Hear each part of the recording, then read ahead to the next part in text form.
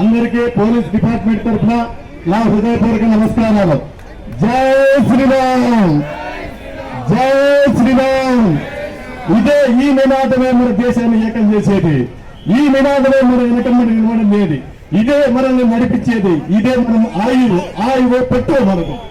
మన పూర్వకాలం ఏంటి, నేను ఎప్పుడప్పుడు చిత్తూరు ఏరియాలో పనిచేసినప్పుడు జల్లికట్టు చూసినాం మనం. తర్వాత రాయలసీమలో మళ్ళీ మొదటిసారి ఇటువంటి సందడి చూస్తున్నాం మనం. చాలా ఆనందంగా ఉంది. ప్రజలు ఎంతో కష్టపడే, సంవత్సరాల పైన కష్టపడే 1-2 రోజులు మీరు హ్యాపీగా ఉండడానికి ఇటువంటి కార్యక్రమాలు ఏర్పాటు చేసిన మన శంకర్రావు నాయక్ గారికి, అదేవిధంగా ఈ ప్రజలకు, ఇక్కడ ఉన్న ప్రజా ప్రతినిధులకు అందరికీ మా డిపార్ట్మెంట్ తరఫున ధన్యవాదాలు తెలుపుకుంటున్నాం. చాలా చక్కగా జరిగింది. మేము చిత్తూరు ఏరియాలో, తిరుపతి ఏరియా, రంగపేట ఏరియాలో జల్లికట్టు అట్లా జరుగుతుంటది. ఈవెన్ మా ఆనందలు కూడా చూసిన నేను బండలాగుడు పేటలు చాలా డిసిప్లిన్ గా ఏర్పాటు చేశారు.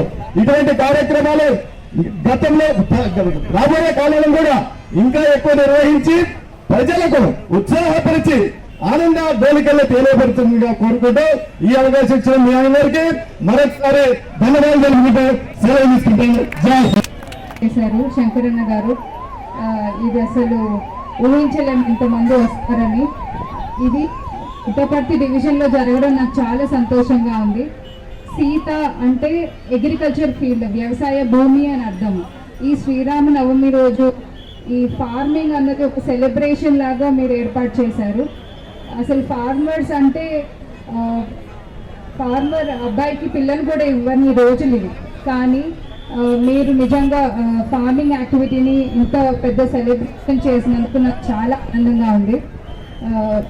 ఇక్కడికి వచ్చిన అందరికీ కూడా శ్రీరామనవమి శుభాకాంక్షలు.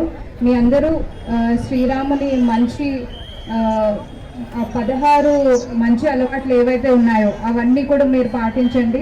మన జిల్లానే కాదు, మన భారతదేశానికి కూడా మంచి పేరు తీసుకురండి. Thank you.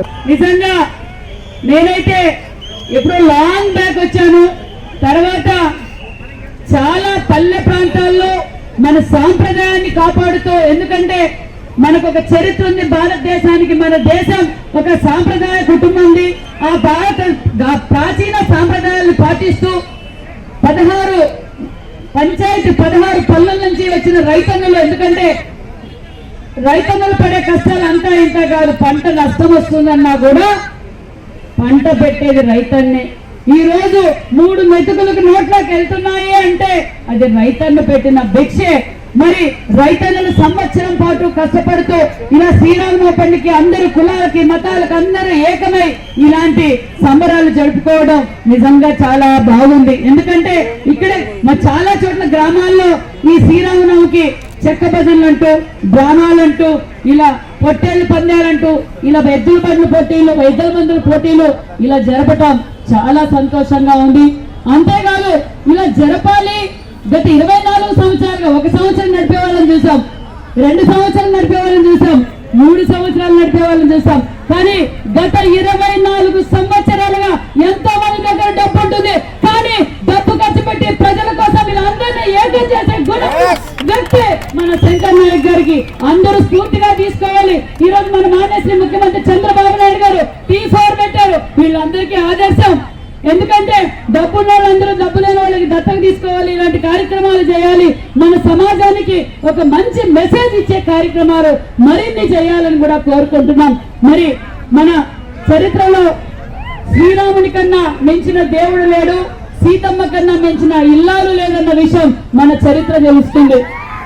అంతేకాకుండా రామాయణం ఇక్కడ ఇచ్చేసిన మన బిడ్డలందరికీ మనం నేర్పాలి. రామాయణం చదవండి. రామాయణం చదివితే తల్లిదండ్రులతో ఎలా ఉండాలి, సమాజంతో ఎలా ఉండాలి, రాజాధికారం ఎలా చేయాలి, నీతి నిజాయితీగా ఎలా ఉండాలి, మనం ప్రజలు రాజ్యాన్ని ఎలా పరిపాలించాలన్న విషయాన్ని మనం తెలుసుకోవచ్చు. రామాయణం తెలుసుకుంటే మొత్తం మన జీవితాన్ని ప్రపంచంలో మనం ఎక్కడైనా పద్ధతిగా బతకగలమన్న విషయాన్ని మీరు అందరూ గుర్తు తెచ్చుకోవాలి. సినిమాలు చూస్తున్నాం, యూట్యూబ్ లో, ఫేస్బుక్ లో చూస్తున్నాం. కొంచెం మన రామాయణం కూడా యువత అంతా చూసుకోవాలి. యువత అంతా రామాయణం గురించి కూడా తెలుసుకోవాలన్న విషయాన్ని కూడా మీకు తెలియజేస్తున్నాం. ఆ రాముడు ధర్మానికి మారుపేరు. ఆ రాముడి స్ఫూర్తిగానే మన చంద్రుడు కూడా మన విజనరీ లీడర్ మానేసి ముఖ్యమంత్రి చంద్రబాబు నాయుడు కూడా రాముడి స్ఫూర్తిగా ఈ రోజు ఈ రాష్ట్రాన్ని, ఈ రైతులని, ఈ యువతులని, మహిళలని అన్ని రంగాల్లోనూ కాపాడుకోవాలి అహర్నిశలు కష్టపడుతున్న మన ముఖ్యమంత్రి చంద్రబాబు నాయుడు గారు రైతన్నల పెద్దపీట, రైతన్నల పక్షపాత అన్న విషయాన్ని కూడా మీకు తెలియజేస్తున్నాం.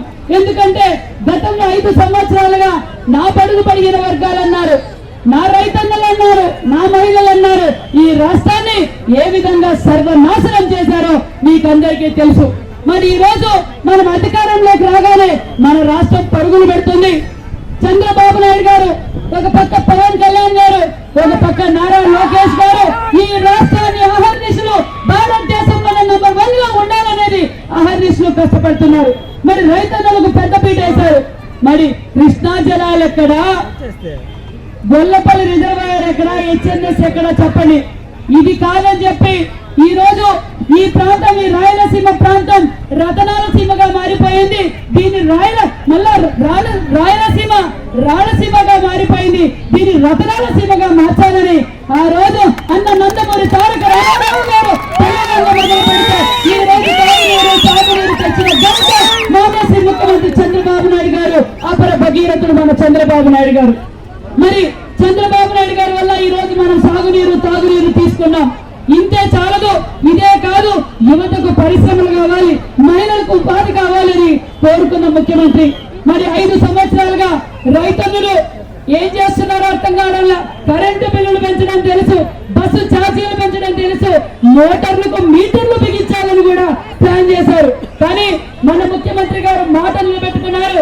రైతన్నులకు పెద్దపీట వేస్తున్నాం, అదే విధంగా స్ప్రింక్లర్లు ఇస్తున్నాం, డ్రిప్లు ఇస్తున్నాం, రోటావేటర్లు ఇస్తున్నాం, పరికరాలు ఇస్తున్నాం, బోర్లు ఇస్తున్నాం, సబ్సిడీతో నాణ్యతమైన ఇత్తనాలు ఇస్తున్నాం, కొనుగోలు చేస్తున్నాం అన్న విషయాన్ని కూడా మీకు తెలియజేస్తున్నాం. దగ్గరలోనే అన్నదాత సుఖీభావ కూడా మనం ఇవ్వబోతున్నాం. ప్రతి బిడ్డకు తల్లి వందనం కింద ఒక్కొక్కరికి 15,000 రూపాయలు పెడుతున్నాం. రాష్ట్రం కష్టాల్లో ఉన్నా ఒక్కొక్కరికి ఏదైతే మాట చెప్పారో 3,000 ఉన్న పెన్షన్ ని 4,000 రూపాయలు, భారతదేశ చరిత్రలో ఒక్క ఆంధ్రప్రదేశ్ లోనే 4,000 పెన్షన్ ఇస్తున్న ఘనత మానేసి ముఖ్యమంత్రి చంద్రబాబు నాయుడు గారు. మరి రైతన్నలకు పెద్దపీట వేసే ప్రభుత్వం మన ఎన్డీఏ ప్రభుత్వం, చంద్రబాబు నాయుడు గారు అనే విషయాన్ని కూడా మీకు అందరికీ తెలియజేస్తూ, మరి నిజంగానే పుట్టపర్తి నియోజకవర్గం, పెనుగొండ నియోజకవర్గం ప్రజలే ఉన్నారు. అందరూ ఏ నమ్మకంతో అయితే నాకు ఓటేసి అత్యంత మెజార్టీతో గెలిపించారో ఆ నమ్మకాన్ని తప్పకుండా నిలబెట్టుకుంటామని కూడా మీకు అందరికీ తెలియజేస్తూ, మరి మీరందరూ ఓటేసి గెలిపించినందుకు కూడా మరొక్కసారి మీ అందరికీ శిరస్సు వంచిన ధన్యవాదాలు తెలియజేసుకుంటూ, మరి శంకర్ నాయక్ గారికి కూడా ప్రత్యేకమైన ధన్యవాదాలు. వారి కుటుంబానికి, వారికి మనం ఎప్పుడు అండగా ఉండాలని కూడా కోరుకుంటూ, ఖచ్చితంగా అండగా ఉంటామని కూడా, ఇలాంటి కార్యక్రమాలు మరిన్ని చేయాలని కూడా కోరుకుంటూ, థ్యాంక్ యూ వెరీ మచ్.